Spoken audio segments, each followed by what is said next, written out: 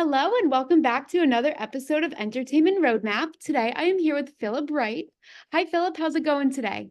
Yo, it's going good. I'm vibing. I'm here. I'm excited. Yeah, we're so excited to speak with you and kind of get into your acting career and everything that you've worked on. So, when and how did you get into acting?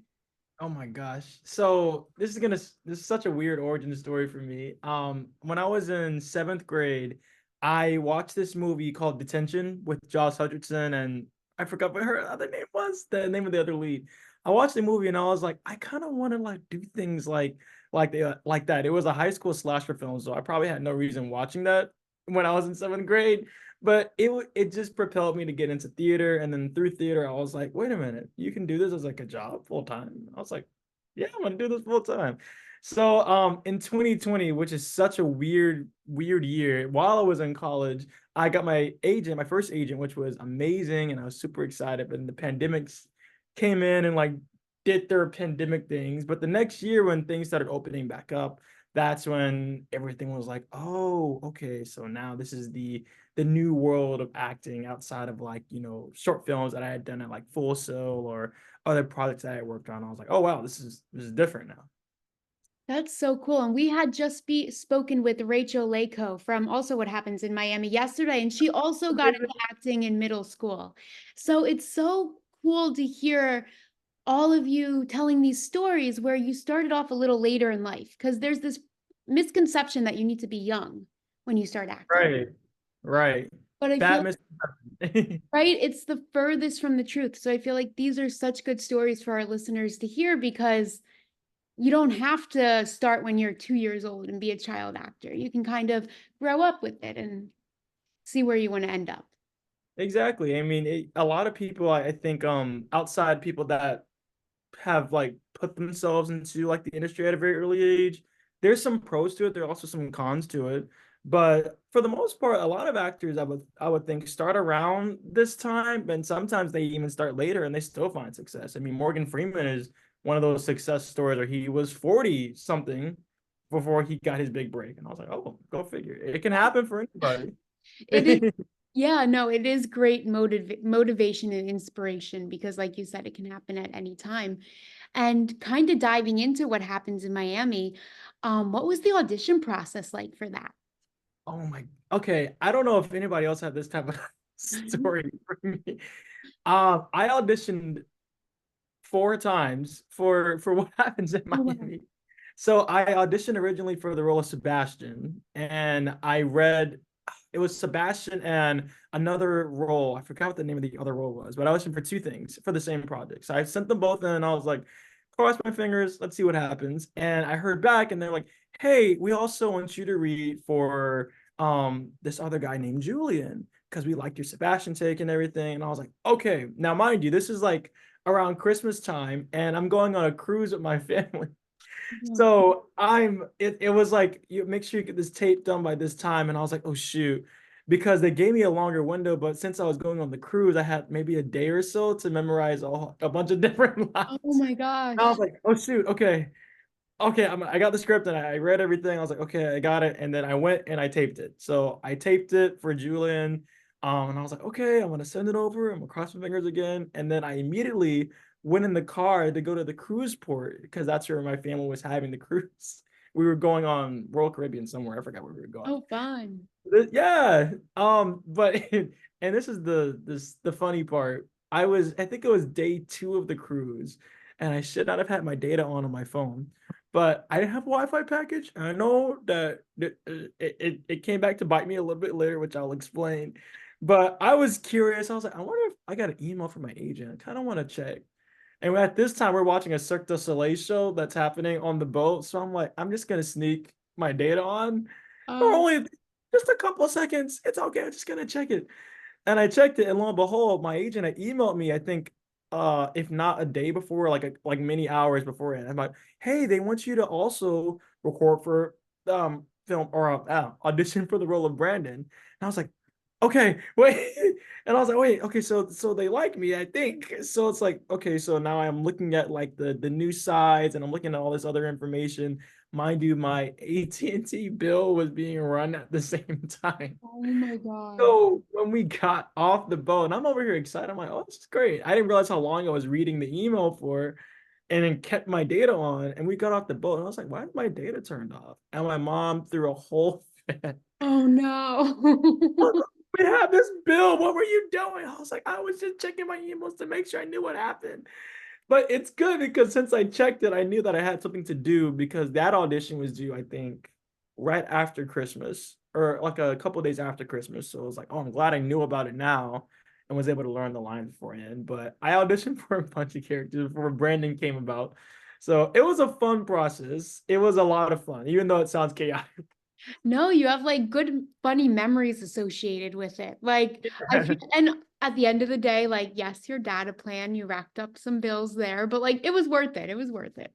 Yeah, it was it was definitely worth it. They don't believe that, but So after you landed the role of Brandon, that was obviously the perfect role for you, and they really found such a great character. But how would you describe your character, Brandon, in three emojis? oh my gosh.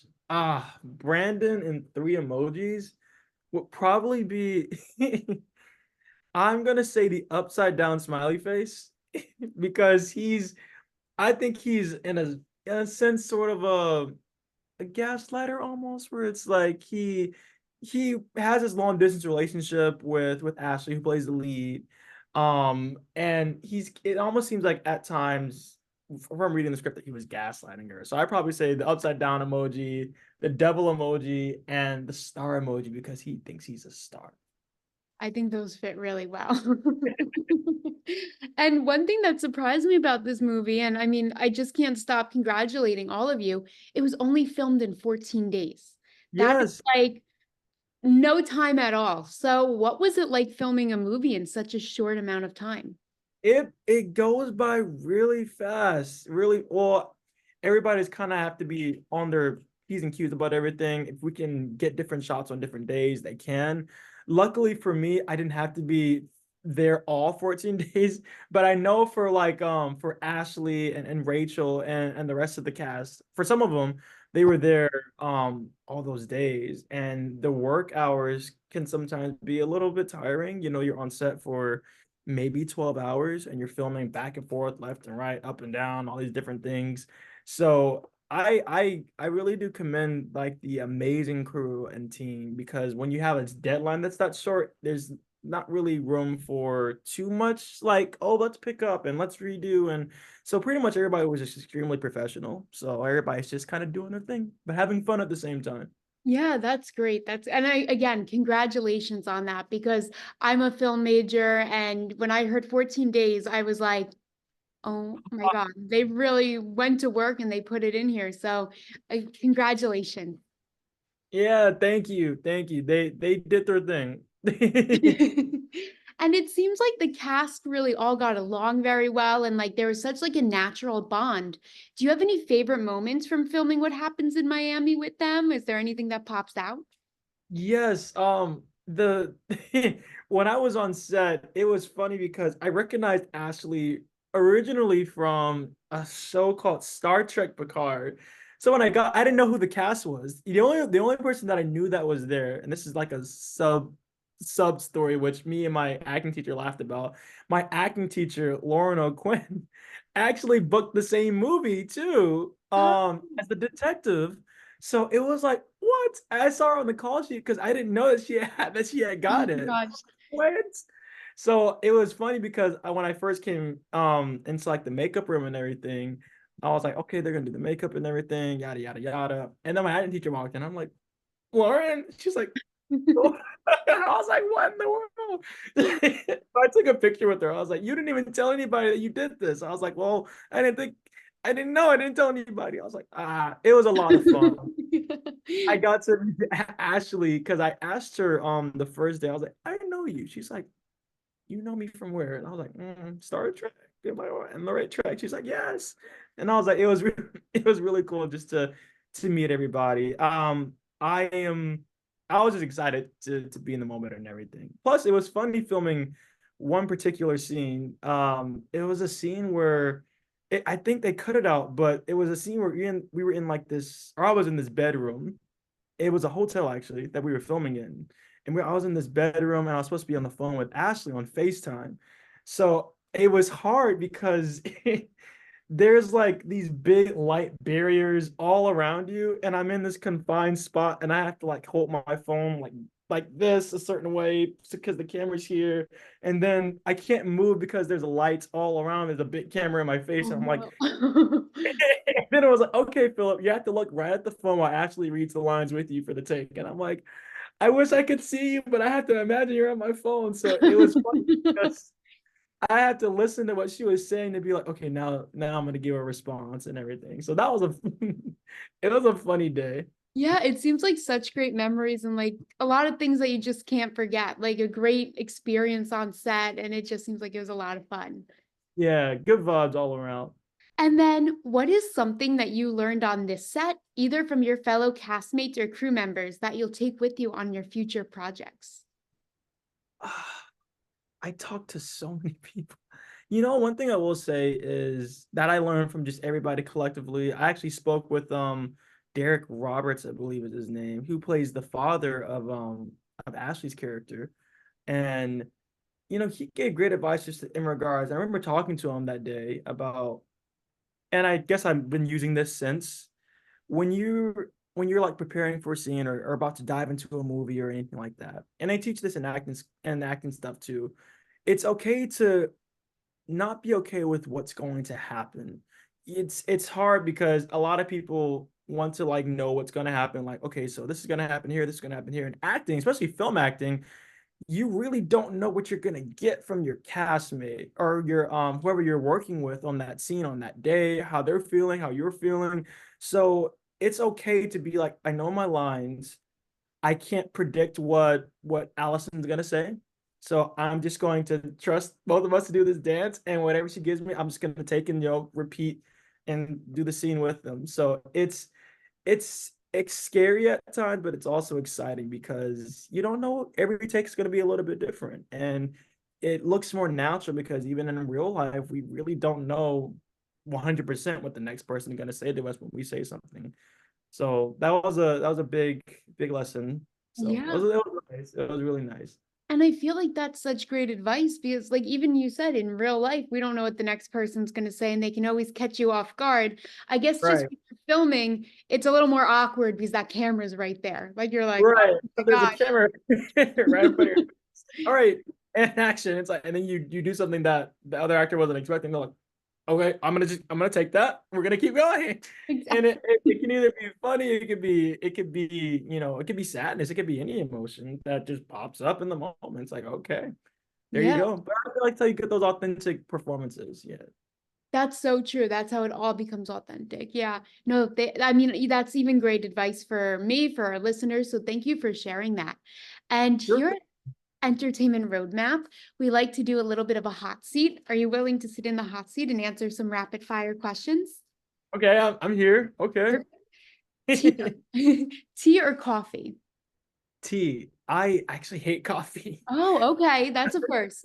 Coffee. I was like, but tea, yeah, I feel like I'm British and whatnot when I drink tea. I don't know why. Do you have a go-to tea order or just whatever they have?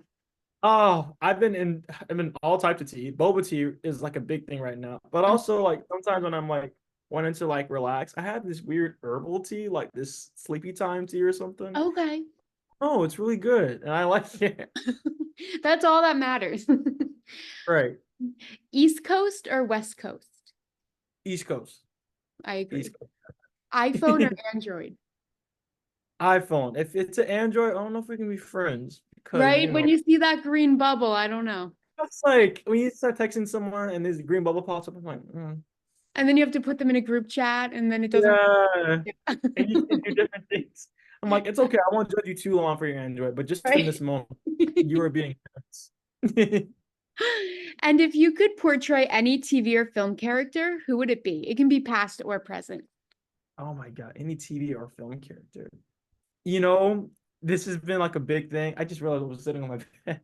But Miles Morales will be like one of the all-time all-time roles that I would love to do. If they were making live action, I would like to. I would love to be one of the lucky people that gets to audition for it because that's a dream role and it's a cool character and Spider-Man's dope. So Yeah. yeah, I mean, I have my fingers crossed that if there is a live action, you're going to be in that audition room blowing them away. So, let's go. We but speak it into existence. yes, manifestation. Let's keep those good vibes up. Right. Well, Philip, thank you so much for joining me today. I had such a great time, and it was so great to hear about your experience. Sure thing. Thank you. And this was a lot of fun. You're dope. Everybody's dope. Good vibes. Thank you.